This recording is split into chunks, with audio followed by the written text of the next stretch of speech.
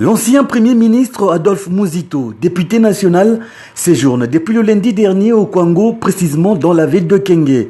Objectif, trouver des réponses à propos des mécontentements des populations concernant les vaches et le ver qui occupent certains pâturages de la région sans autorisation de la population propriétaire terrien de Kenge. Tomoni 4 troupes à Bangombe. La troupe moko bazalaki plus de 150. 4 troupes les Kakiwana. Parce que nazalaki na prince, nazalaki côté lo bananzambe. Bisono to telemi, to lekisi bango. Ole baleka directement bayene soba ya suka mboka bavandi wana. Bavandi wana 3 jours bakenda kate. Mutu moko bakenda kotuna bango pe azate. Parce que bango mono bazolo biso to zo kangote. Population ezaki terrifiée. Pombala moko ya komona bangombe ya modèle wana. Alors, na yebisi bango bino mokuku ya na bangombe te.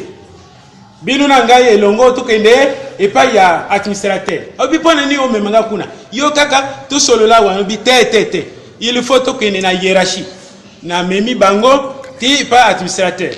En tant que député national, Adolphe Muzito a rencontré le gouverneur du Congo, Emery Kaputu Vita, l'administrateur du territoire, ainsi que le maire de la ville de Kenge, Mvudi Fafa Toubavidiko, pour s'enquérir de la situation.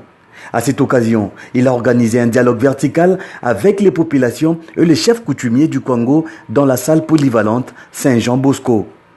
La population en colère a exprimé son mécontentement vu le nombre important de vaches enregistrées dans les 2 provinces dont l'origine n'est pas connue et l'inaction de l'autorité compétente pour élucider la question pour calmer un tant soit peu l'irritation de la population. Adolphe Muzito, s'inspirant de sa première tribune État sans province, où il a rappelé le rôle qu'il doit jouer du gouvernement central dans